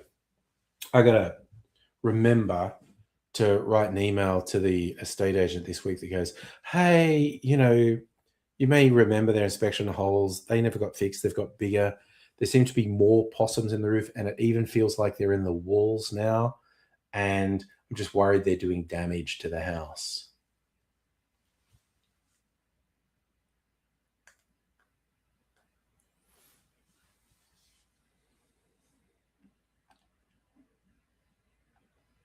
So, yeah, when you think about films you watch because the actor, Robert Downey Jr., Kiss Kiss Bang Bang, Heart and Soul, Scanner Darkly. Yeah, I don't dislike Robert Downey, but I don't think I ever watch a film because Robert Downey's in it. Laurie saying Bill Murray's like Rowan Atkinson. Well, Rowan Atkinson is an introvert prone to extreme depression. I don't know about Bill Murray.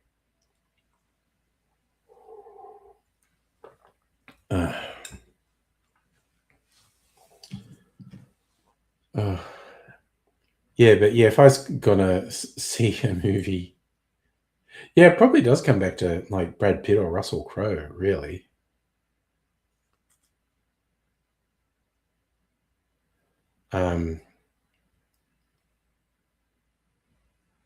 Yeah, there's not that many actors who are, I say I'm going to see a film because they're in it. But there is very much like when I see like an ad for a film that looks interesting and I go, oh, they're in it. They're pretty good. So it's not so much I want to see the film because they're in it. I see a trailer for a film and I see who's in it, and the trailer looks interesting. Oh, they're in it. They're pretty good. Ray's reckon Bill Murray seems the type to get depressed. Shit on the neighbor's door. Crash a birthday. Well, there's this story that he does crash parties, like particularly university parties, and regale people with stories and then disappear. Or are you like Robert Downey Jr.? Oh yeah, no, like he was on the meth, doing crack and got imprisoned and whatnot. Like he was really fucking himself up and came back big time. I think hopefully that'll be Marvel killed. Watch the movie because the actor's in it, just to get us to the cinema. Oh yeah, no, yeah, he got busted. People actually recording him doing crack in hotel rooms. It's so funny, like when he got busted, because it's like the person he was buying the crack off sold him out. I was just like, yeah, you're making not your bad decisions are not just about doing the drugs. You are trusting the wrong people because the people you're spending time with sold you out. Drugs, kid, just say no. Yeah, it's Laura, it's ironic Tony Stark's a big drinker. Oh, fake whiskey. It's usually tea or something. It's pretty easy to make something whiskey colored. It is true. Mel Gibson has done a lot of good movies, and also he is a good filmmaker, as in director. Like he's a good. It's like both him and Clint Eastwood. They might not be virtuoso directors, but they're good functional directors. Project Redfoot, hello, tuning in, falling asleep, watching your uncle's animals. Neat. Yeah, exactly. Like Mel Gibson's a dick, but he is a good actor. And he's a good director too. He's just like competent. There's that joke, there's another South Park joke where because like their reaction to Passion of the Christ, like what the fuck is this torture porn? And they just had Mel Gibson as a freak who's he's a masochist. He's into being tortured and whatnot. I think it was in the Imagination Land episodes where they were getting film people in to try and understand story. And there were just jokes about shitty directors would come in and give shitty advice because they're shitty directors. But then Mel Gibson came up, and while he's sitting there like tweaking his own nipples and whatnot, and he tells them a logical thing to look for, and the military guy goes, "Damn. He might be a sick pervert, but he sure knows story structure." Whereas comedy-wise, Rob Schneider and Adam Sandler make some proper gut-laughing movies.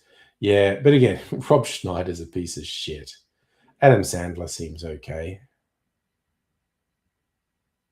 You think a lot of Sandler movies haven't aged well? Wouldn't surprise me at all. But at least, like, again, from what I've heard, Sandler's not a raging piece of shit. You just mean just not funny anymore. But yeah, humor changes and our taste in humor changes. It was funny. I've said this before. It was Damon Wayans who got me into Adam Sandler because my girlfriend at the time, we both liked Damon Wayans movies. He'd been in a few good movies, and then he did this movie called Bulletproof, where Adam Sandler was a supporting character, and like a buddy movie. And I'd never heard of Adam Sandler, and Adam Sandler's fucking great in Bulletproof. Like we were really like, oh, who's this guy? This guy's good. And taste changes with time. Oh, Safa, just look up. Rob Schneider's a Trump-loving, reactionary, bigoted fuckwit. Rob Schneider's an absolute fucking tool. Redfoot.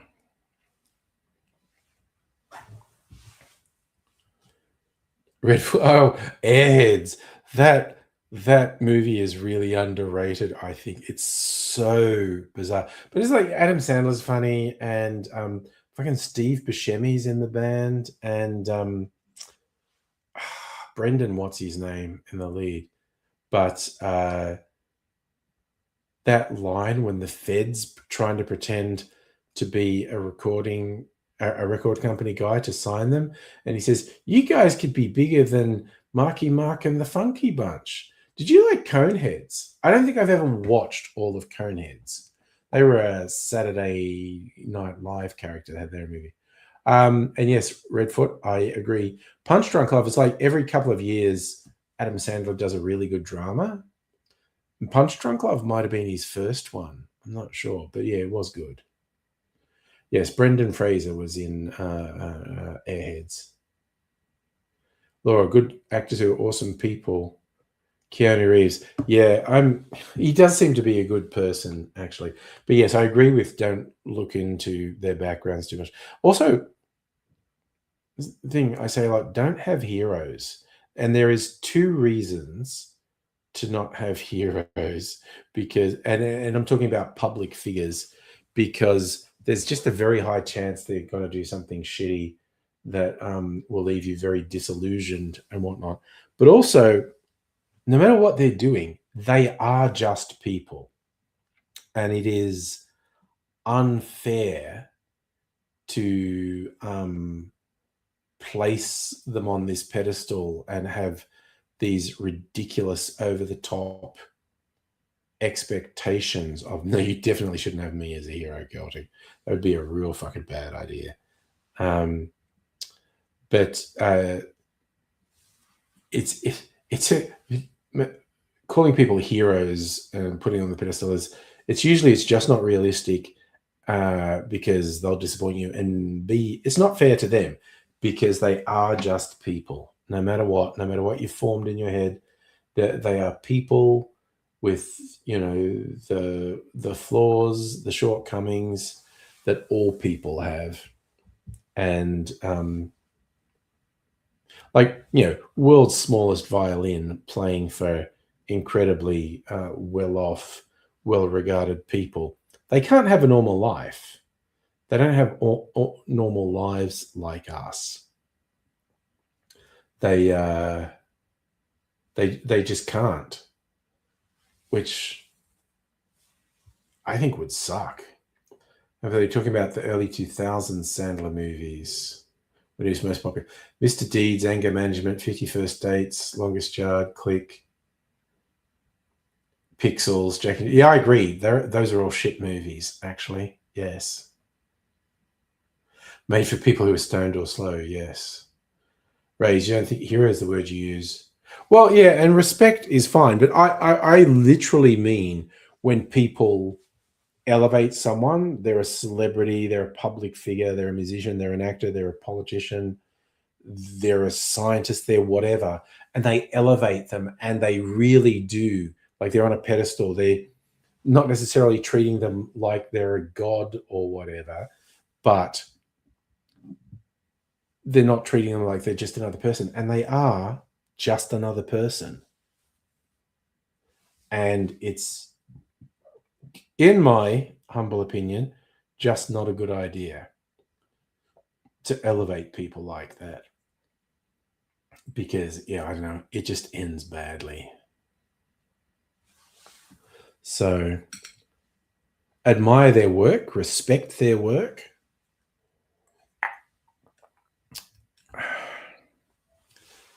but just be very cautious about descending into hero worship, because it is super weird sometimes when you hear people carry on about who they think is a hero. As fucked. So Redfoot, Punch Drunk Love. No, he didn't write it. Yeah, well, look, again, actors don't necessarily make good writers or directors. Some of them do, but raise Aussies a hero. Well, I don't know. A hero is someone who burnt out most of his brain cells in the 70s.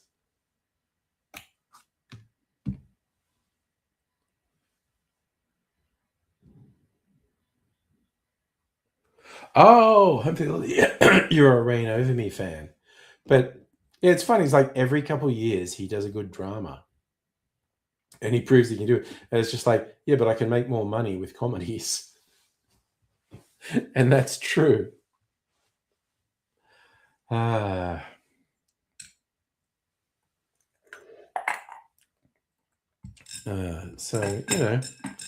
but again, he's an old man now. How old? Let's go. Let's check. Adam. 59. Okay, yeah, he's mine age. He's born the same year as me. Been married since 2003. Good job, Adam, keeping the marriage going for 20 odd years. So,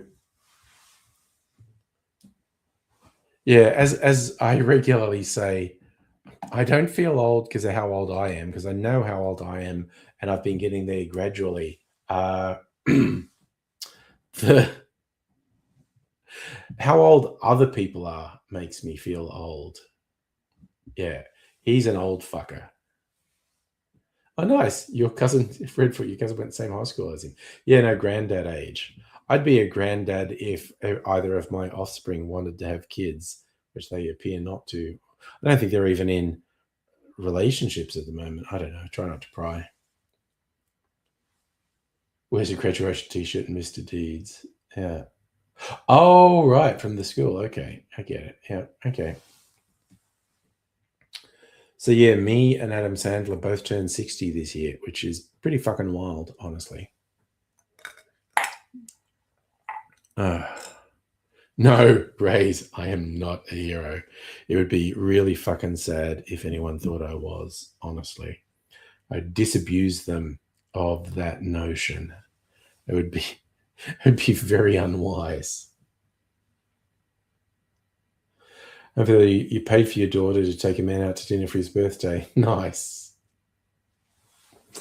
I had dinner with the offspring on Friday before the live stream, which is why the live stream started late on Friday. Also, why the live stream ended early, because I had a couple of cocktails when I was out, so I was a bit sleepy. But yeah, we had dinner. There's this Spanish place in the city called Bomba. There's a restaurant on the ground floor that you can take a lift up to the top of that building, which is only 5 floors. We can get tapas, and we just got a whole bunch of little plates of things, and it was really funny. Oh god, you see, what the fuck, YouTube? Because I just go with StreamYard, and I don't know if it picks up the. No, that's not. What fuck? What? I'm not sure if StreamYard picks up like only top comments, if that's what's on YouTube, or if it has all of them. I don't know. Honestly.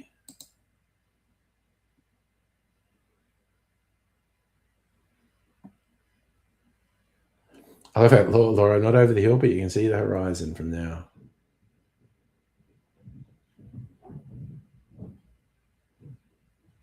God, I thought someone was setting off fireworks then, which happens a lot in my neighborhood, but it was actually only the possums running around in the ceiling. We're getting okay, Safa, it's not StreamYard that's buffering, it's my internet that would be buffering.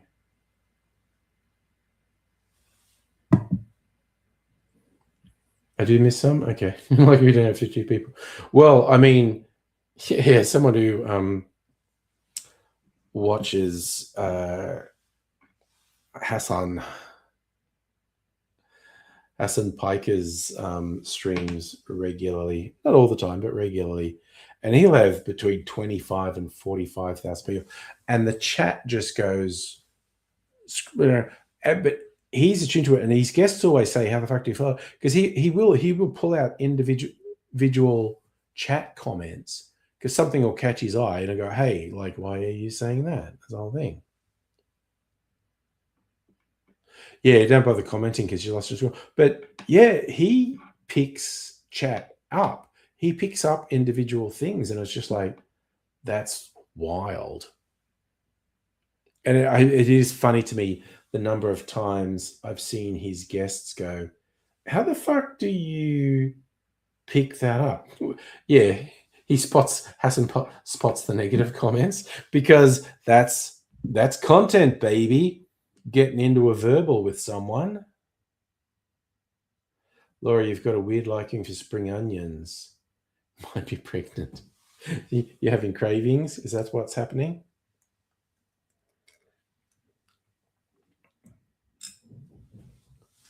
Okay, these fucking possums better not keep me awake. Actually, they never wake me up. I assume they keep running around the roof, the ceiling, but I'm used to it, so it doesn't wake me up.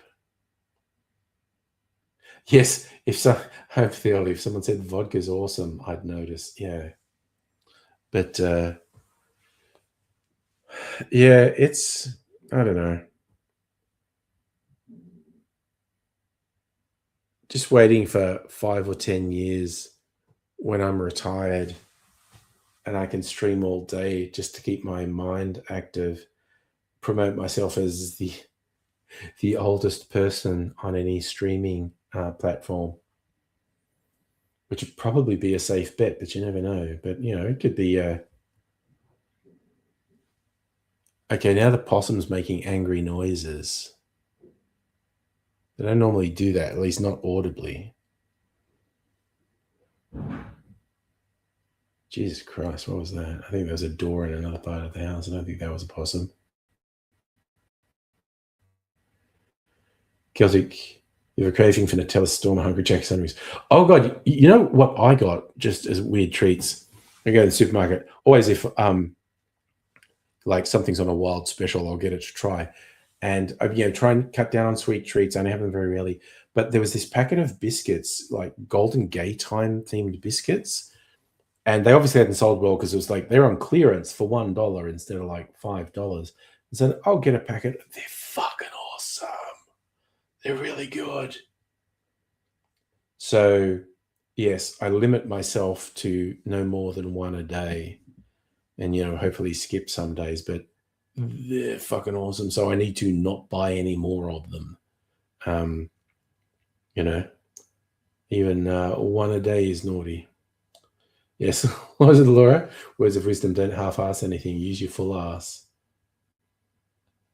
Homer Simpson said that. I forget what the context was, but someone said something about him half-assing something, and he goes, "Oh, I was using my whole ass."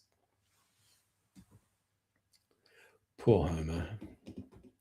I empathize. Not just because I'm the same physical shape as him. I do have more hair than him. I have my impressive 5 head, which is maybe up to 6. Ooh, wow! When you do that, it's like 6 head at this stage. Let's put the fringe down. Oof.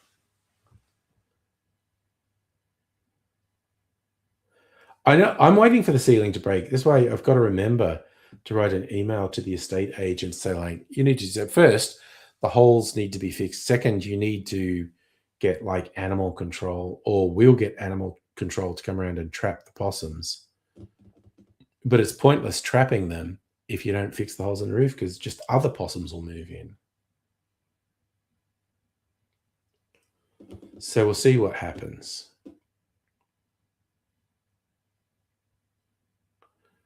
Celtic, would I shape my hair into an M?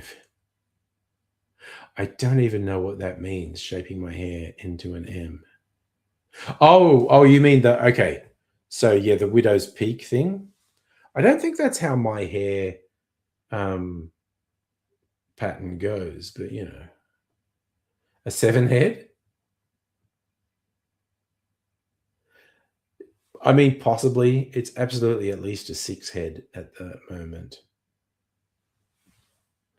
Yeah, honestly, home for the elderly, the passing concern I have of, a possum falling through the ceiling and landing on my bed while I'm asleep, I have considered that, and it's a mildly traumatizing thought. I will tell you for free. But yeah, I don't know what, if anything, the real estate agent's going to do when I say, well, I think the possums are damaging the house. Because, we have learned the owners, naughty, they friggin' lie to the estate agent. Like when we were doing the last time, was doing change the batteries in the smoke detectors. We got it down, and I think it was Mrs. Angry who noticed it and said, "There's a sticker on here that says this should be replaced in 2006." Or maybe it wasn't that long ago, but it was a long time ago. And I went, oh. And so we told the estate agent, and they sent someone, and then someone's come around saying like, yeah, legally these are meant to be inspected every year or so. And then the estate agent said, oh yeah, like we told the owner at one point we should organize these annual or every 2-year inspections. They said, oh, we've got someone who will do that, and they lied. They never got anyone to do it. So I think it might be the same thing. The estate agent recommended years ago fix those holes in the roof, and they never did. I suspect they're going to say, "Oh, the owner said they got that fixed." Oh no, I definitely don't want them to shit all over my alcohol collection, Heine. I'm just worried about them even just knocking the bottles over and breaking them. Yes, no, I didn't read it. I missed it, but then I saw what Home Fidelity was saying, so I scrolled back. Your fire alarms from 2008. Yeah. Yeah, well, the landlord's breaking the law, or if you own the house, you're breaking law. Yeah, but it was really wild. It was just changing the battery, and there was a thing on it saying, replace this unit. It was at least 10 years ago. And I was like, oh, damn. So they did get replaced and new ones got put in. Laura, you're going to bed? Leave me with words of wisdom. Life's short, smile while you still have teeth. Of that ability, you do that so I will scroll back and see things. Safi, you bought a new one and put it on the floor. Damn. Yes, no. Possum poop, the ceiling's probably full of possum. And I'm also worried about one of the possums dying and just rotting. And it's just like.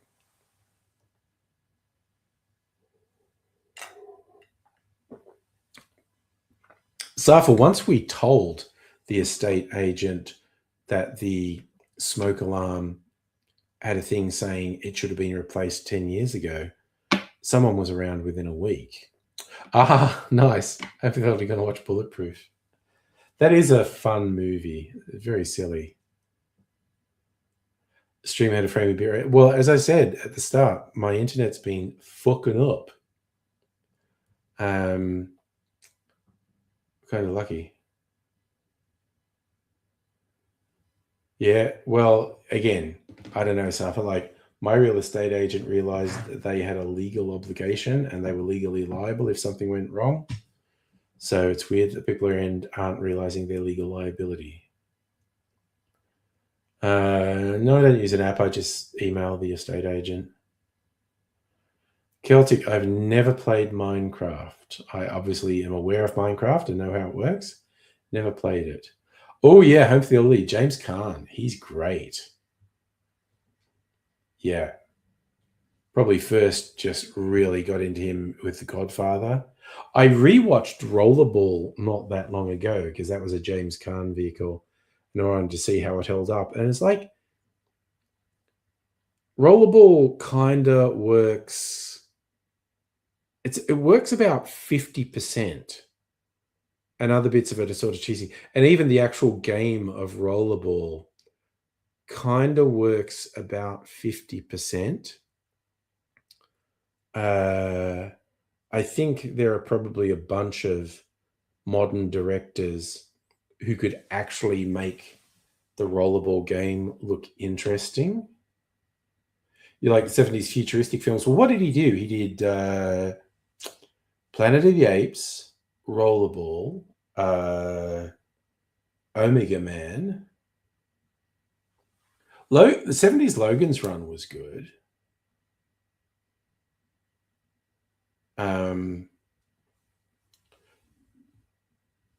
Yeah, I kind of want to rewatch some of those actually. Logan's Run, Omega Man. Oh, sorry. Yeah, Planet of the Apes was Charlton Heston. And oh yeah, God, why did I get James Caan and Charlton Heston confused? They're so different. All right. It's the end of the night. My brain's fading. That's my excuse. That green doesn't work. Soylent Green is Charlton Heston. Yep. It's people. It's made of people.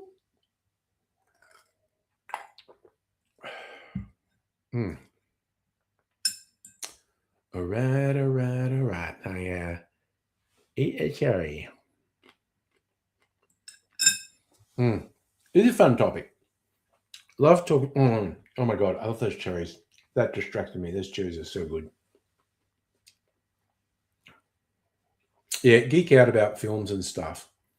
Oh yeah, Madam Butterfly, I'm definitely losing my higher brain functions.